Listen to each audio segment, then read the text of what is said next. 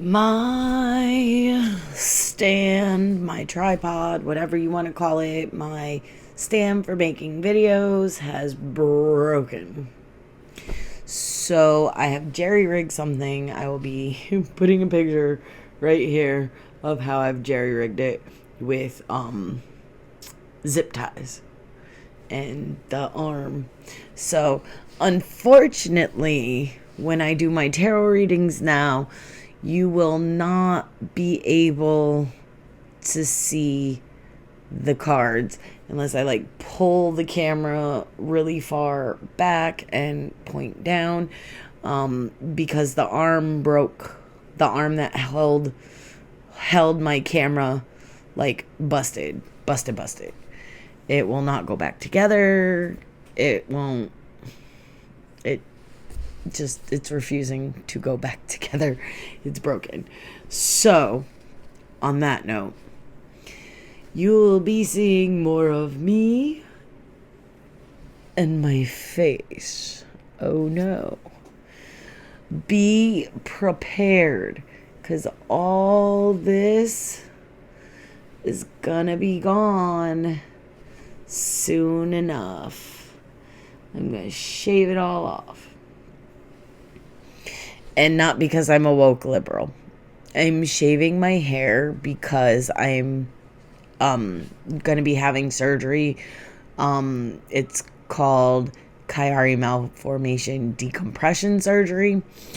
I've talked about this in a couple of my other videos recently, because I have been diagnosed with Chiari Malformation, which is a rare brain disorder. Basically, we'll do it real quick.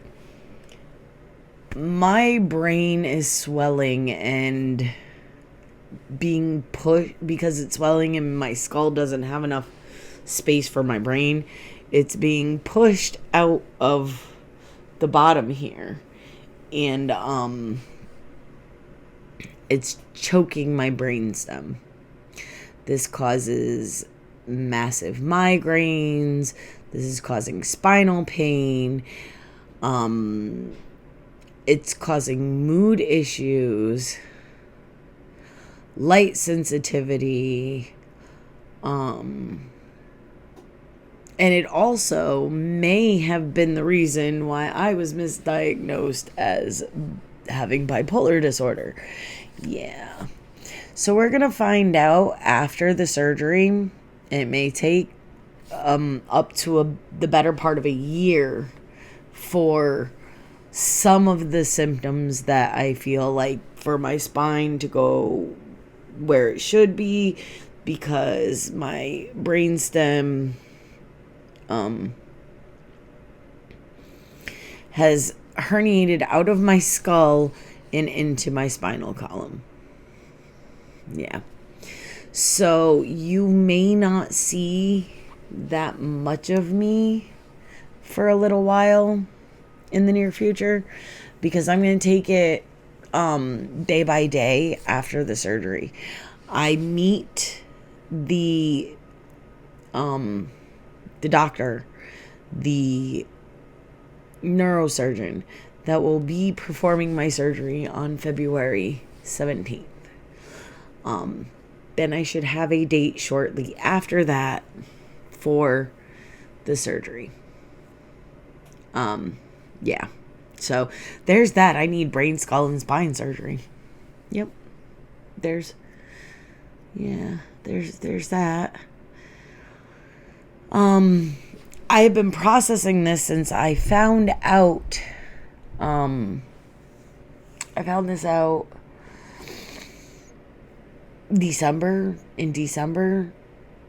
Yeah. The beginning of December, I got the definitive diagnosis, but I was told in September that it was a high probability that I had Chiari Malformation. And no one ever thought to look at my skull, my brain, They looked at my knees. They looked at my digestive system. They looked everywhere. But when I was complaining of a migraine for 38 days, no one thought to check my brain or my skull. Nope. I'm tired.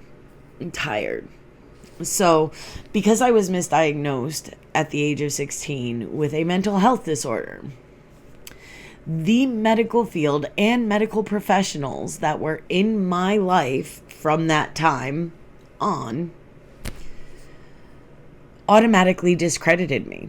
No matter how smart I was, no matter how well I knew my body, no matter how well I knew how bodies worked, no matter how I knew physiology and biology and all of that stuff, medical issues, it didn't matter what I knew. I was diagnosed with bipolar, so therefore, every ailment became in my head.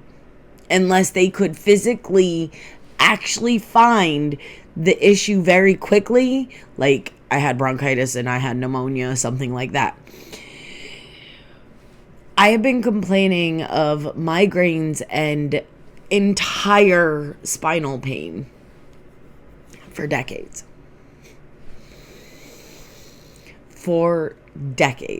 So, for about 6 years prior to COVID, I did not go to a doctor.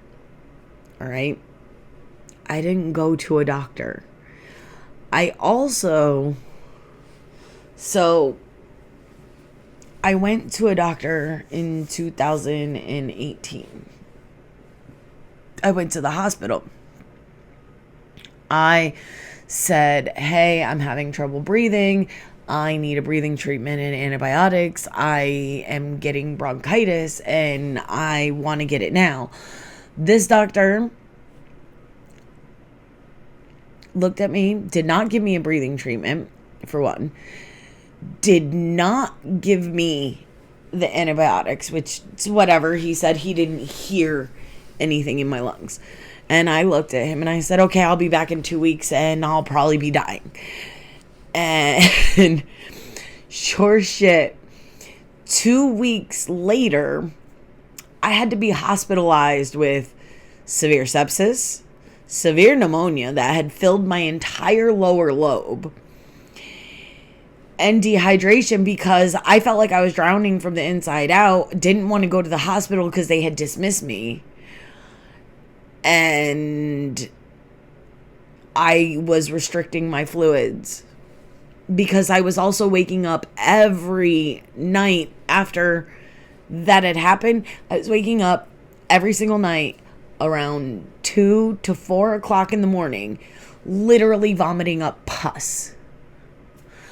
So I waited until I had a meeting with my lawyer about, because this was back when I was dealing with the place that I had worked at that had, that subsequently I got injured on the job, ended up dislocating my shoulder.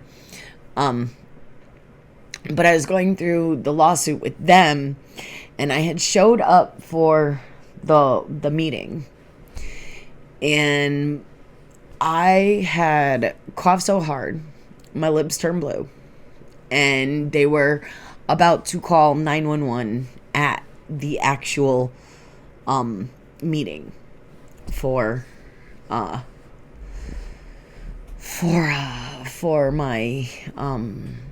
lawsuit. And I won the lawsuit. Besides the point, I won the lawsuit, and then I ended up going straight to the urgent care. Not urgent care, but the emergency room.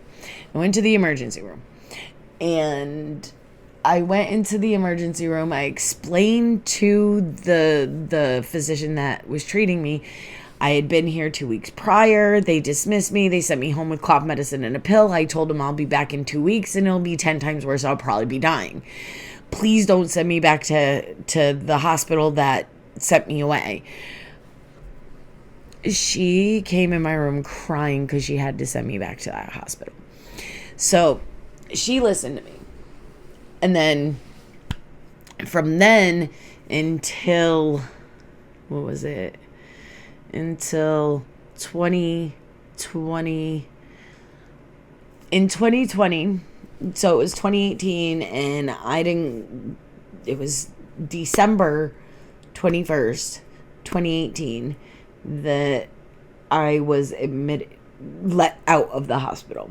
So I was admitted, and I was there for 4 days, 3 of which I have like almost no memory of, because I was so sick with sepsis.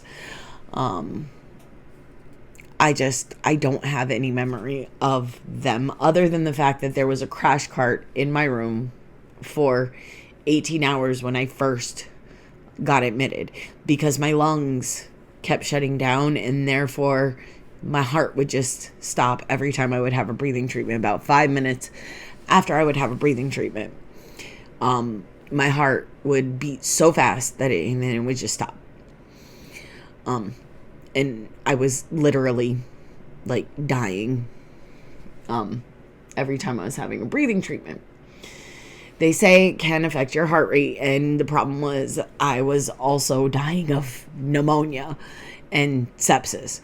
So I was on like 4 different antibiotics. I was on saline. I had an IV drip.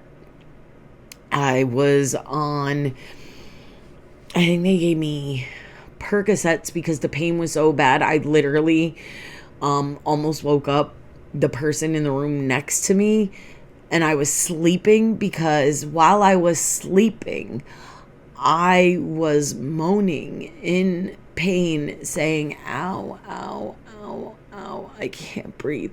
But I was sleeping. So the nurses said, you're not going to ask for pain medicine. We're going to put you on a timed pain medication schedule. So that way, every 4 hours, you get this pain medicine, because you're not going to ask for it. I know you're not going to ask for it. You are not going to be like, hey, I'm in pain. Can I have the pain medicine? Because I've had family members get addicted to pain medicine. I've had family members addicted to Percocets, Vicodins, Oxycontins. Like, I've seen what these pain medicines can do. I'm not going to ask for it. Unless I am in incredible pain, I will not ask you for a painkiller. And even if I'm in incredible pain, I'm just going to literally sit there shaking and crying and holding whatever area hurts until either you help me, you find out what's wrong, or you decide to give me pain medicine as a doctor. That's just how it works, because one, I am labeled as a drug seeker if I ask for pain meds, because I cannot have NSAIDs, nor can I have aspirin, and I can only have 6 Tylenol a day. And I can't even do that like every day. That's not feasible. My liver actually has, my liver and my kidneys try to shut down when I have too much Tylenol. But NSAIDs cause my digestive system to literally eat itself. So I cannot have NSAIDs. I cannot have aspirin. I can't have those medicines. So when I go in and I have to say I'm allergic to NSAIDs, I'm allergic to aspirin, I'm only really allowed to take Tylenol over the counter. So if I'm at the ER, like writhing in pain, that means that I cannot use my medical marijuana, is not touching it. The Tylenol is not helping it. And there's no way that CBD is not helping it, CBDA. Nothing is helping the pain. And therefore, I am now at the hospital.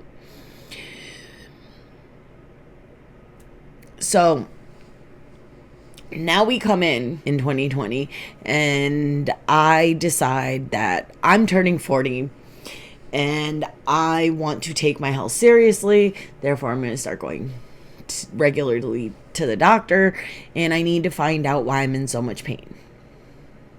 Because I would be in so much pain, especially when it rained, snowed, sleeted, hailed, stormed, hurricane came through. Anything like that, I would be in so much pain that I would be stuck in my bed, which is why we're doing this video from my bed.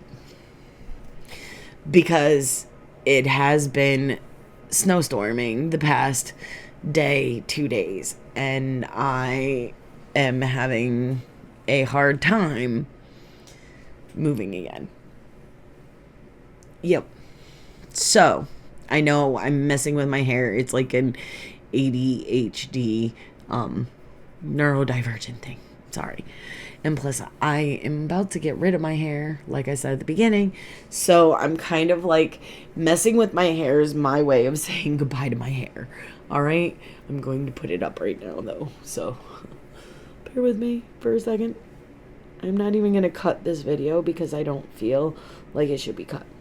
So because I was misdiagnosed at the age of 16 as having bipolar disorder, that misdiagnosis caused the medical community as a whole to dismiss me, discredit me, and not listen to me, and gaslight me.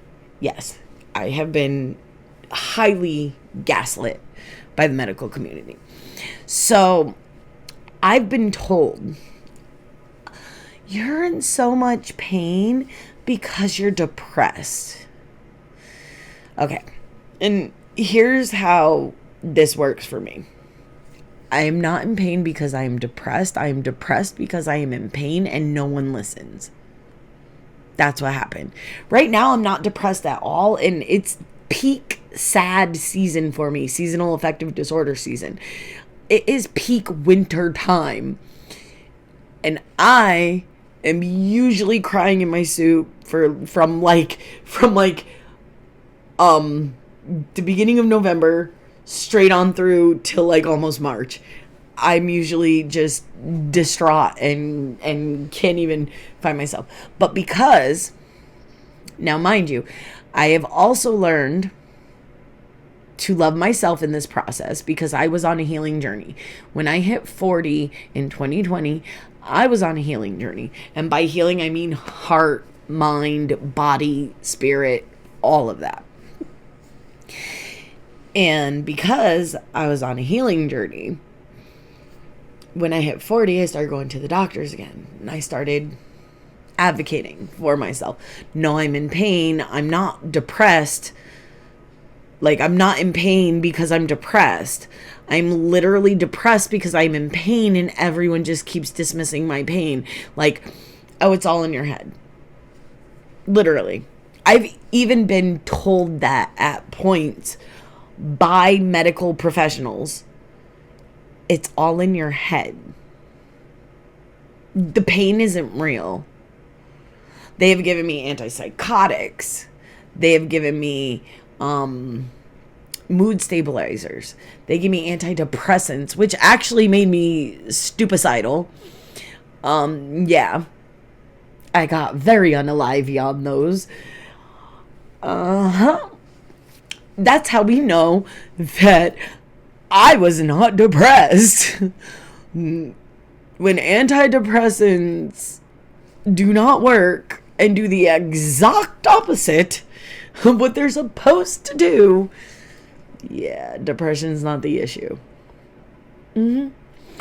And so in 2020, I started going to the doctor. I started advocating for myself. I started voicing my concerns with my health. I started asking for the things I need. Like, I need a new nebulizer, a new at-home nebulizer. I got that. I needed my crutch. I got my crutch. I needed I needed my gastrointestinal medicine. And I got that for my stomach and the peristalsis contractions that are horrible for me. I got both of those. And I needed corticosteroids year round because I'm not supposed to stop them and start them and stop them and start them because it actually damages my body more doing that. So I need the Advair all year round. I needed my inhaler. And I knew I needed these things because in 2018, in December, I ended up with the sepsis, pneumonia, and all that. So I could feel bronchitis coming on, and I needed things so that way my lungs didn't. Well, my lungs did end up trying to shut down. But that's another story because I was also told that at one point that my lungs shutting down was psychosomatic and I was causing it myself in my head. Like my wheezing, my breathing, not being able to breathe was all a figment of my imagination. Yeah, that was the doctor that dismissed me and sent me home. So it was a figment of my imagination and that I was making things up. Yep. But it's neither here nor there. So I start seeing this new doctor. And I tell him, and I say, listen, I can't have NSAIDs. I can't have aspirin. I can only take 6 Tylenol a day per GI specialist's orders. I'm allergic to NSAIDs and aspirin, and I can't have over-the-counter medicine. The only thing that works for me is marijuana, and I use it like medicinally.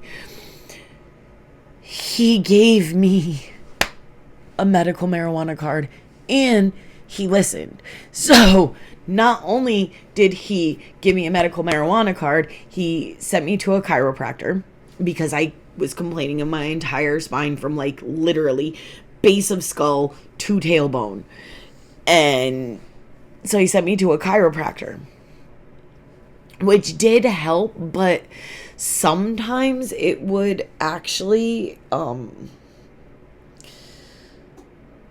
I would be more sensitive to light after seeing the chiropractor, which I always thought was really odd, and I would end up with more with a migraine the day after. And I know there's not anything that that the chiropractor did, because I would feel great right after he would do the procedure, like he would do the adjustment, and then within 2 or 3 days I would have migraines again. I would be stuck in bed and all kinds of things would just go haywire with my body. Come to find out, I have Chiari Malformation, but that's not any, we're not even close to getting there. So he sends me to a chiropractor. He sent me back to my GI specialist. And he sends me back to my GI specialist because my stomach started hurting and I was vomiting blood. So I did have to go to the GI specialist. I need another colonoscopy. He checked me up. And I do have internal GI issues. Whatever. So now we're at the GI specialist. And I go back to my primary care. And he's like, well, it's not helping your spine. He sends me to physical therapy for my neck. All right. Now, mind you, I have been through physical therapy 4 times. When I dislocated my shoulder, I had to do 4 rounds of physical therapy for my neck and my shoulder. All right. To the point where I was hooked up to electrodes. All right. Back when I had dislocated my shoulder. So I know I'm not moving my neck incorrectly. I know that I'm not harming my shoulder. I know that I'm walking correctly. I know that I am like in as good of alignment as I can when I do the things that I do. I know this, excuse me. But he sends me for physical therapy of my neck again. So because prior 6 years, now I get referred to a neurosurgeon, not a neurologist, a neurosurgeon. Why? Because I lost my reflexes in my legs and in my arms, and I was starting to lose feeling on my entire right side.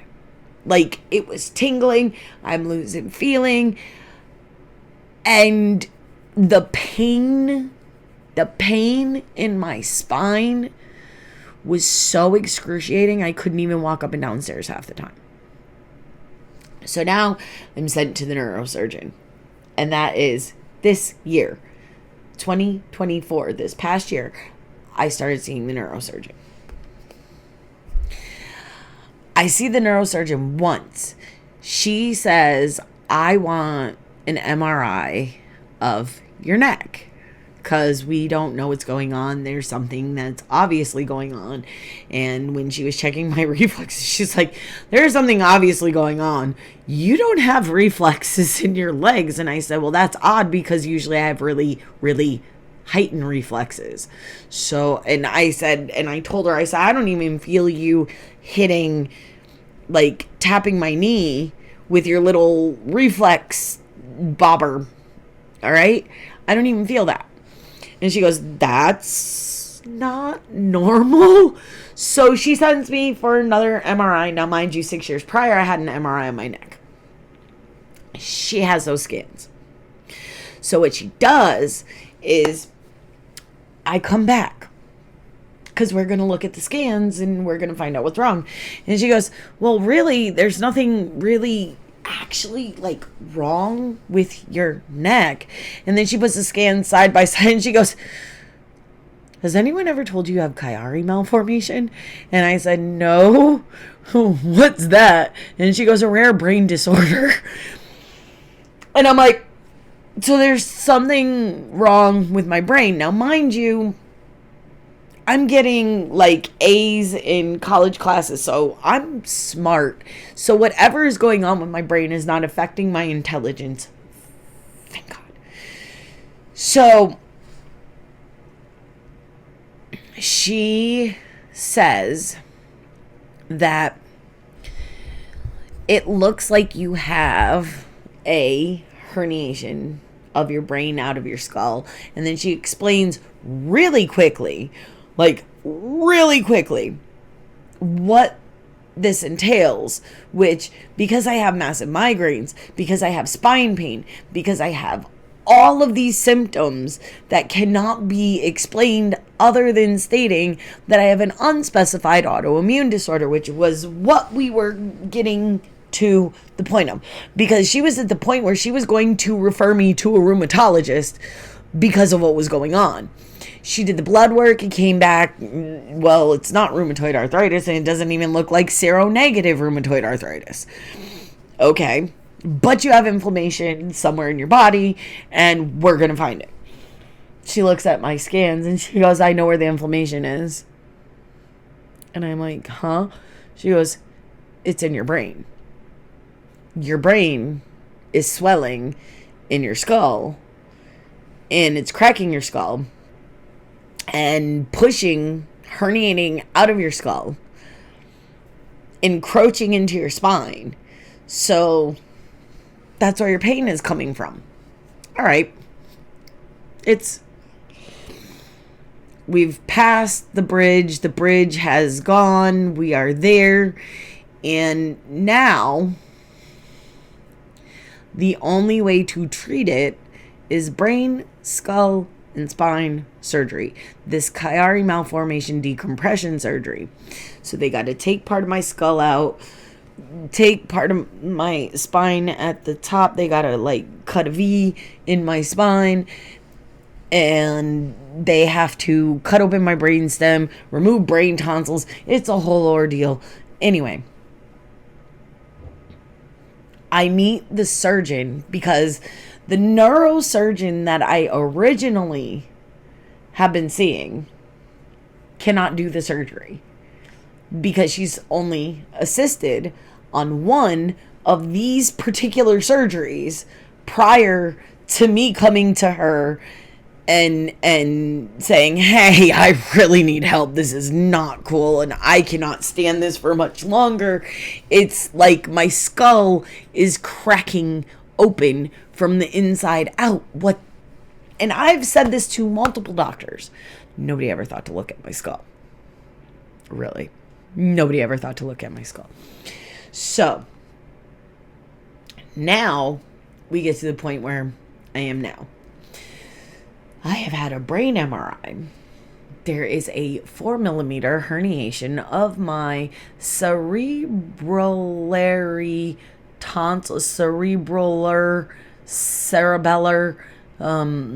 brain tonsils. Okay.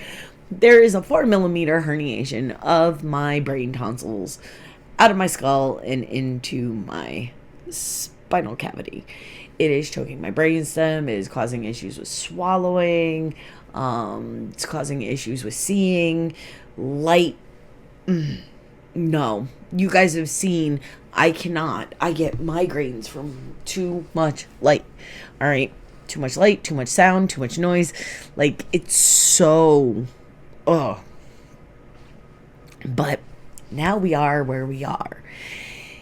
And the reason why I'm not depressed is because I finally have the answers that I have been looking for decades. All my migraines, my inability to like literally move when it rains and snows, all the pain that I've been in, I have the answer. So yes, does it mean that I have to have a major surgery? Yes.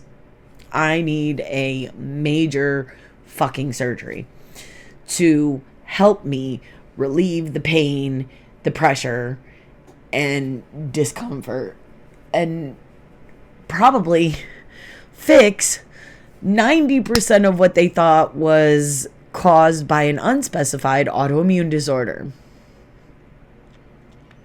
Because it was my brainstem being choked and falling, well, being pushed, because it was swelling, being pushed out of my skull. But now remember,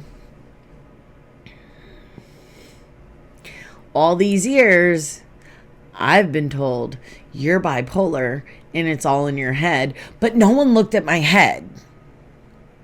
So now I'm like, oh, it is all in my head. It's not all in my head like I'm making it up. It's literally a brain disorder in my skull that's causing all this pain. So I've been pointing at my head. They've been saying, no, you're crazy. It's all in your head. No, you're crazy. It's all in your head. But I'm like, no, it is in my head, but it's right here. It's here. Can you do something? And for decades, no one has done anything. So I started taking myself seriously. I started advocating for myself. I'm like, no, I can't take over-the-counter medicines. And not only can I not take over-the-counter medicines, but I am having migraines like at least 3 times a week. And this is like a pressure that is so strong. It literally feels like my skull is cracking open. I come to find out it has been. There's like a hole cracked in the bottom of my skull because of the pressure that has built up in my skull. Now, I'm not depressed because I have answers, and a major, major weight has been lifted off my shoulders. I am grateful. I am thankful that I finally have the answers that I've been looking for. I'm thankful that not only do I have the answers that I've been looking for, but something is going to be done about the issue that I have been suffering with. It's time. So from 2020, when I turned 40 and decided I was going to go on a major healing journey, I have gone through an array of like healing triggers, issues with like people, relationships, toxicity, all of that. And I've been just letting people go out of my life. You want to leave? Just leave. You want to use me and abuse me and gaslight me and all of this stuff. You can just leave my life. I'm not fighting for you to stay in my life anymore because I don't deserve the abuse. Now that being said, I feel like my feelings feel, not like physically, like, because I'm in pain, but I feel clear, calm, centered. I still have the ADHD stuff, of course, but my mood swings are less erratic. My mental stability is heightened. And my personal and spiritual and mental and physical growth in the past year. Now, mind you, this past year I've had to literally like tone it down on exercise and all of that stuff. But that's a story for another time. Anyway, I've had to tone it down with exercise, diet, stuff like that. Because I have to eat what I can eat and I move when I can move. All right. I am not judging myself. I am being gentle with myself, and I am unconditionally loving who I am as a whole human on this planet. And that has been an evolution as well as this medical drama that I just told you about. I have gone through so much as far as the medical profession is concerned. This is just like a couple of incidences. I've gone through so much as far as the medical profession is concerned that I was iffy on actually getting the Chiari Malformation decompression surgery because of all of the things that I've been through and how far I've been gaslit and all that. But I locked in February 17th. I meet the specialist of specialists that is going to be performing my surgery. This is a big thing. This is a major step for me. I am going to put my life in the hands of the universe because who better than to go with God? I'm going to put my life in the hands of the universe and the more than capable doctors that will be performing my surgery. And I am going to say, I'm betting on miracle. And within 6 weeks after the surgery, I could be pain-free. for the most part. And that's how I'm looking at it. I'm not going to look at the negative things that can happen, because I believe in manifestation, and what you focus on is what you attract into your life. So I'm not going to focus on the negative stuff. Yes, there are negative things that can happen during the surgery. They're not going to happen. The good things, like not having constant pressure in my skull, not being discombobulated, not hitting a wall because I turned around too fast and got dizzy, and now I have to freaking lean up against the wall. Yeah. Not having migraines 3 times a week at least. Not having spinal pain that goes all the way to my tailbone. Like, not having mood swings as erratic. Like, come on. Don't people realize that you get frustrated, irritated, and angry when you are in pain? So therefore you are short-tempered with the people around you, because your pain has been being dismissed for so long. And you say you're in pain and everyone's like, oh, well. And now I find out that my pain is valid. It was not all in my head, even though it was my head. It was not made up. That validation alone has changed the way that I have started to look at life lately. And I'm going to leave you with this. If you stayed down for the ride and you caught my vibe and you want to be part of my tribe and you want to know more about these weird medical adventures that I'm going to be going on shortly, or you want to participate in my energy reads, please like, share, comment, and subscribe. You don't want to miss what's coming next.